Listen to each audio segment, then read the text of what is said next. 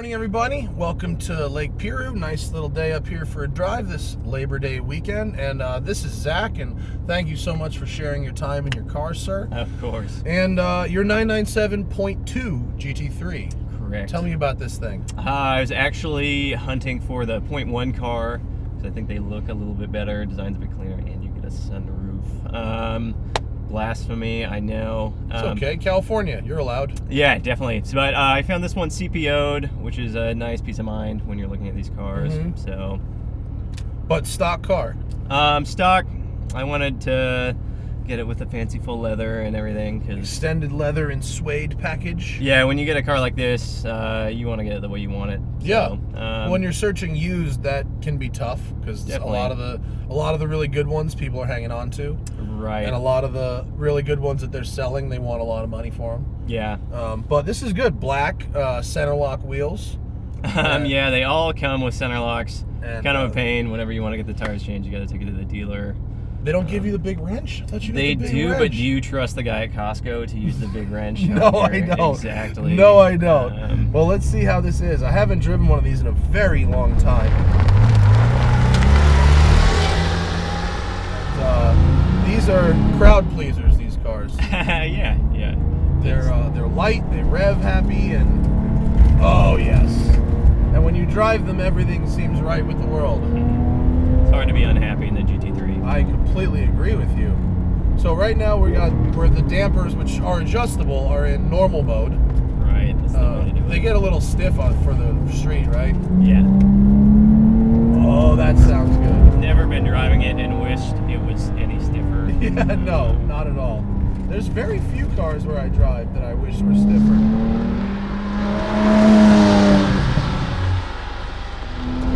Oh, this is nice. Good gear change. Really, really crisp. Oh, how lovely. I want to try and ignore the fact that these things are considered like investments now, which is such a shame. They're not. People like to think so. It'll never be a cheap car, but I don't see them going into the stratosphere. Well, they just announced the new 991 GT3 with a stick, which is exciting.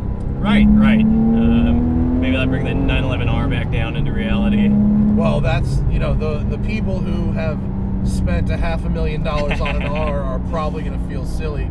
I know this road ends here. We're just going to U-turn it around.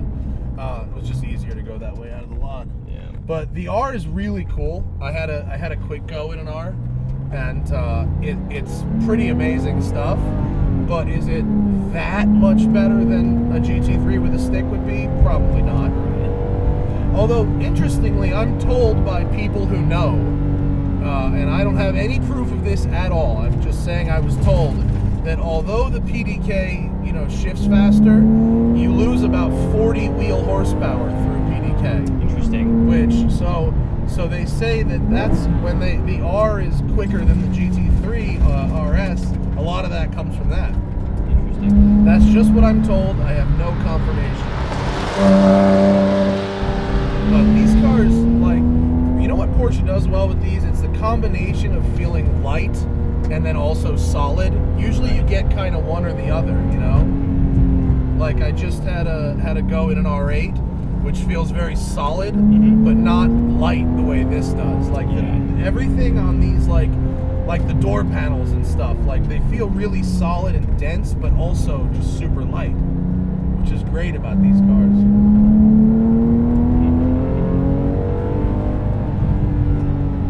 So the 2 is a 3.8, right, instead of the 3.6? 3.8. That's the deal. Wider body, center lock wheels. The big differences. How much more power? It's like 30. This is 430 horsepower, right? 430, 435. Yeah. Somewhere in there. Up from, I think it's like 415 on the earlier car.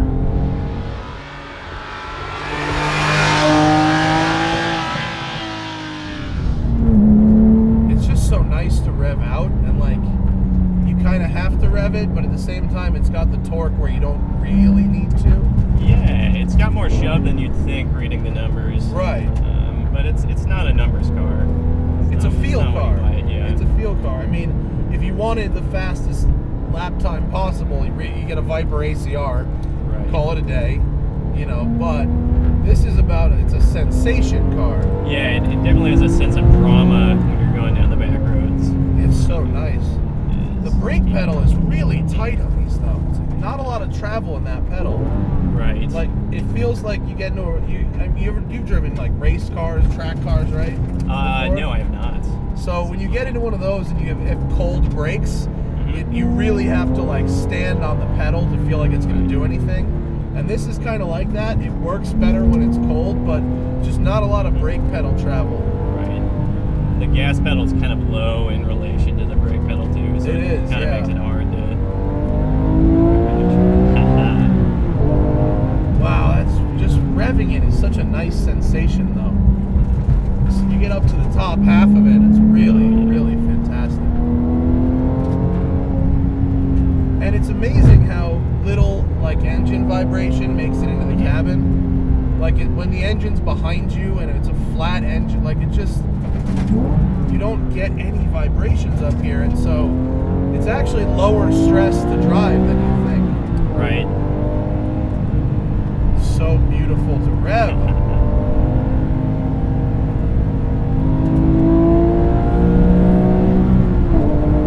Oh, I love this car. This car is so good. It's so good. Yeah. I mean, the best part is I'm gonna go drive it 6 hours home and stop at the grocery store on the way Yeah, back. and it's fine, right? Yeah. These GT3s are about the limit of the quote race car for the street. Yeah. And beyond that, like Viper ACRs are amazing, but you don't really want to drive one much on the street. This is nice, man. This is nice. Yeah, that was the whole point. Buy it to use it. So. Man, the sound is so good. Do you plan on modifying it at all, or do you leave it how it is? I keep going back and forth. The exhaust isn't that expensive, but sort of adds to the long list of expenses. Like, oh, I could put an exhaust on it, then I can't run Laguna, or Oh yeah, because you're from up north, so you need to be Laguna safe. right, Yeah. or I could just buy 6 months of insurance, pay Yeah. 3 weeks of rent in the Bay Area. It's all just kind of. Is this a good spot? Yeah, I can see here. We can see. We can go back. I see. I know what you mean. It's such a slippery slope. Right. And then here's what happens. I was just thinking about this. Every time have you ever modified a car and then turned it back to stock to sell it? No, but I think that's the right move to do. Well, I've done that twice now. And every time I turn the car back to stock, I go, shit, it's so much better. Because everything, when you modify, it's a trade-off, right? Everything's a trade-off. So your engine's louder, great, but that might get annoying. There might be another vibration. Your suspension's, you shave a half a second off your lap time, but now it rides like crap. And so I've turned cars back to stock twice, and I went, oh, it's better. Damn it. I could be happy leaving this alone. Yeah. Pretty much. The cage is aftermarket. Yeah, but were you going to put someone back there anyway? This didn't come with a seat, right? It's just a shelf. Right. This is so nice. I'm with you on leaving it stock. Save your money for new Pilot Super Sports. Yeah, more Or you got direct cups on this car, yeah. Yeah, Sport Cup duos. It's like, every time I drive one of these, I'm just like in love with it. I need to have one. I need to have one. Welcome to drive mine whenever you want. Oh, be careful when you offer shit like that. I tend to take people up on those types of things. This is a cool little road too. We should start using this road more. It's fun.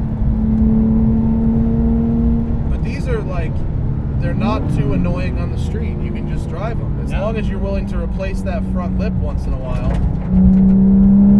Or not. It's a badge of honor. So now that you have the two though, would you, if you were to advise someone looking at one of these, there is a premium on the twos right now. They're getting close to even, actually. Are they? People think the ones are worth more than they should be, and there seem to be a lot of twos on the market.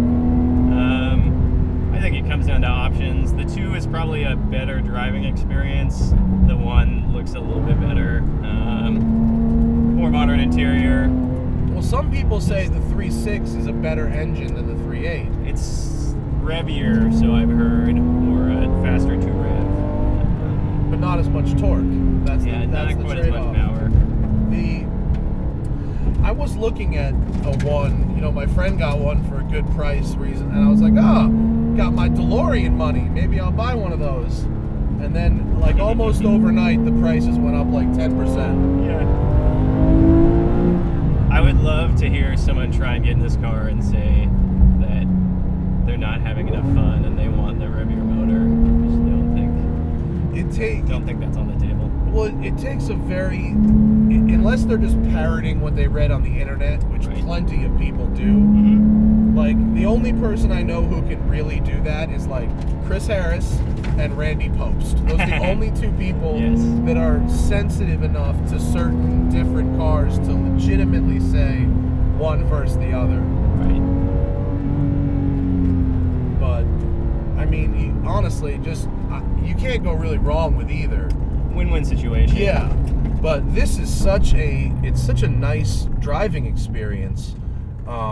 You don't need to modify it, and they're the right size and it's modern. How bad is the nav? Is the nav terrible? I literally just leave it on this confirm It's screen. on the confirm screen the whole time. But it's such a lovely, the seating position and the relationship between shifter and pedals and wheel. It's like it's all just kind of there. Yeah, it's comfortable. It's good. Yeah. Thanks, Zach. I appreciate No problem. it. And safe travels up north. And believe you me, I'm gonna have to take advantage of driving this thing again. Yeah, man. Nice. Anytime. This is nice. And of course, thank you for watching.